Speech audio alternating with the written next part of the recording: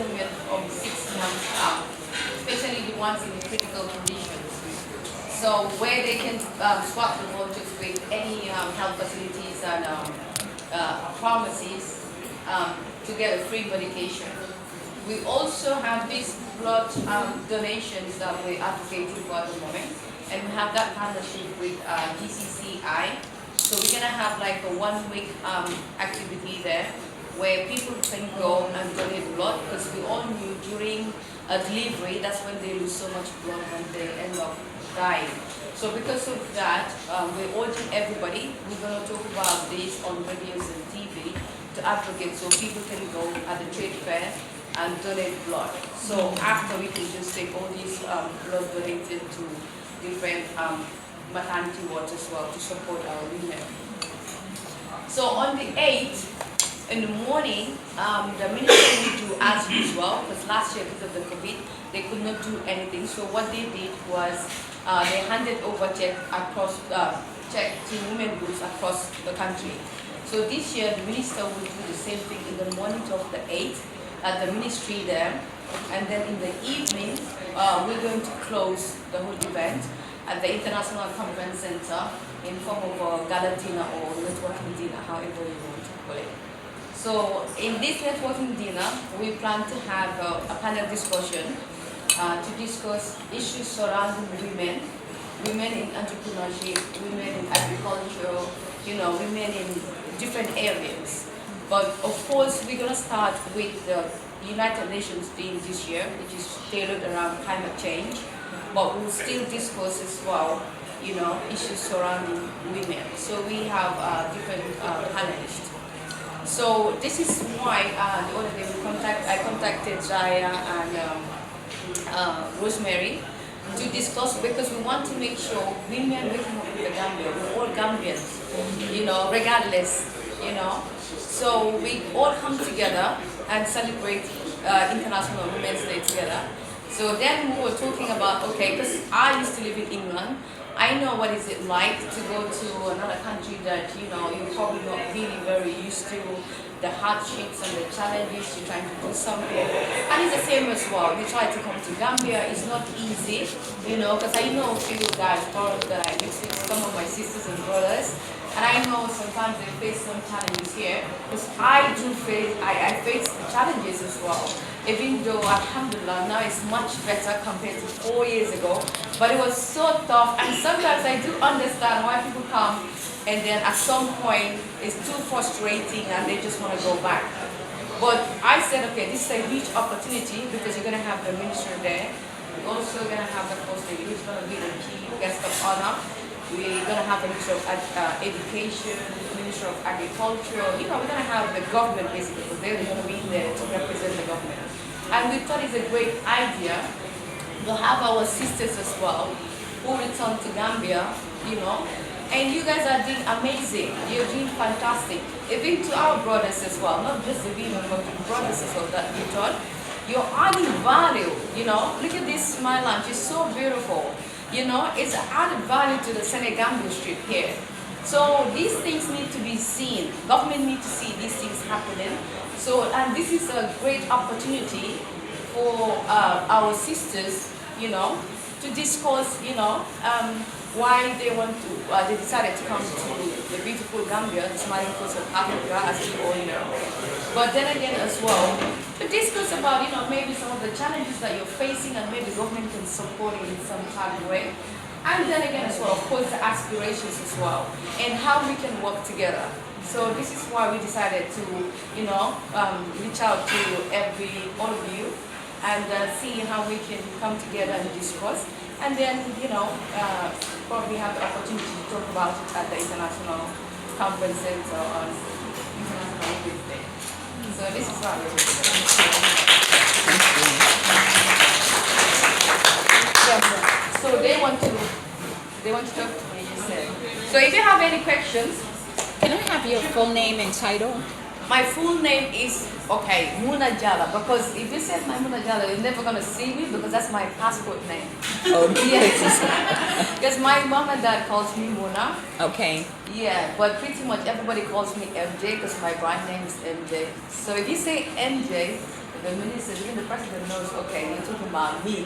Because they all MJ, and your yeah. title, Minister? Oh, my title is I'm the Africa Leadership Organization West Africa representative for the Gambia and Senegal. Okay. Yeah, we hosted not very long ago that international forum at the International Conference Center with the vice president chaired the event.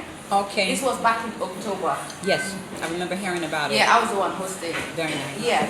And then, like I said, on national level, I'm also the founder and the CEO of the MJ Royal Africa, the Royal Africa brand.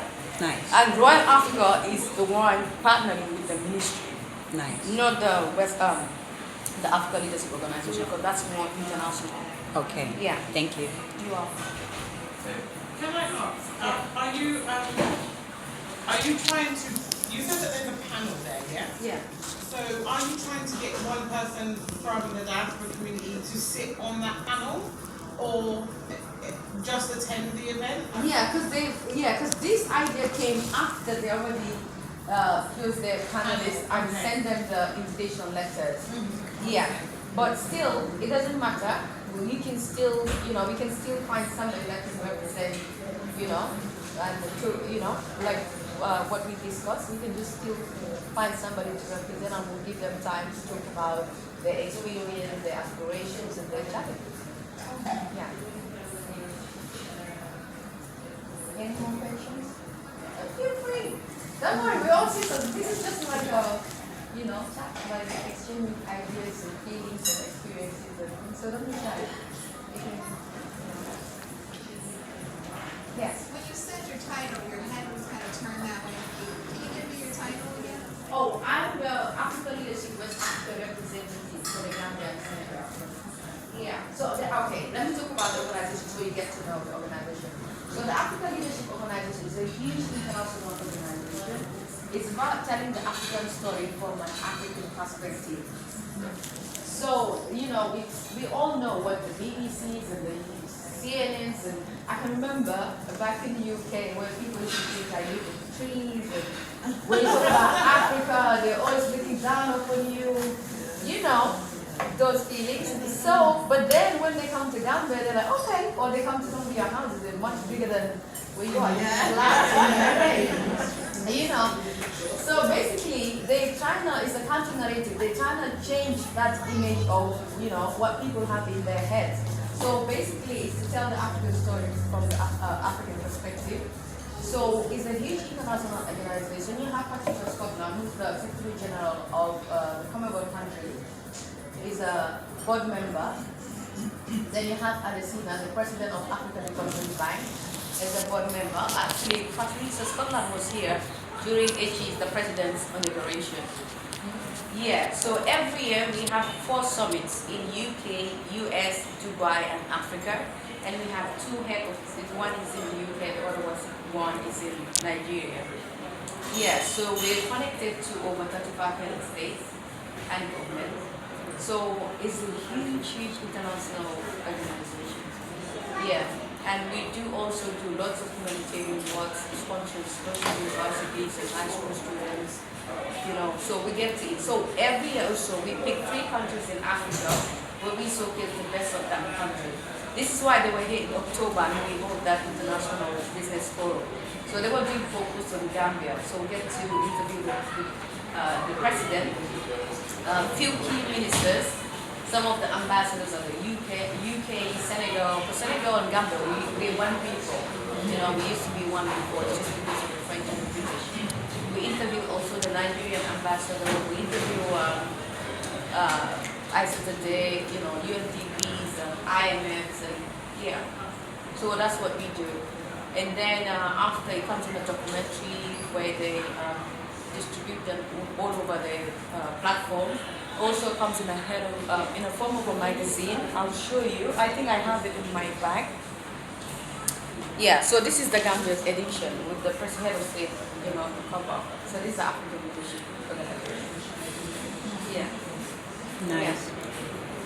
So this is it. So if you look through it, you'll see all the president's development. You see Mr. Fraser, the global properties.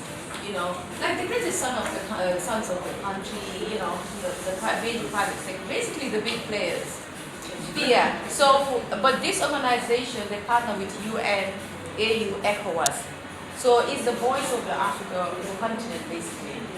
Yeah. So I represent them in the Gambia here and Senegal. Yeah, right now actually we're working together. I'm working with the Senegalese ambassador because we're supposed to be interviewing the president, because this year we have focus on Senegal. Yeah. So that's international. On a national level, like I have my own brand, which is the Royal Africa brand. So yeah, we've been doing lots of humanitarian work. Back in 2018, when we came, we donated our skills. So we've trained about 500 students from different skill centers in terms of beauty, fashion. Then we also built like 2 boreholes to women in Bakau. We also supported women in Makati. We built in the borehole as well. So we engage in this kind of support as well. So if you ask for my title here, I'm a social entrepreneur. Yeah. So I work with events and events planning and stuff. But at the same time, we do our media to support them, uplift them, and empower them. How do you select who you're going to support in terms of your organisation choosing? So you mentioned the borehole. How do you actually go about selecting which areas get, you know? Yeah, with the ball it's true. Okay, so what? Because In terms of any sort of support you offer.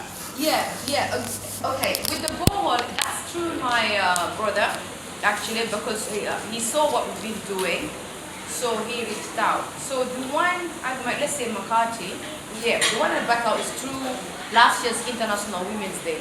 When we went to the farms to celebrate the agricultural women, through that he decided to sponsor a bowl and support them. The one in Makati, which is like quite far,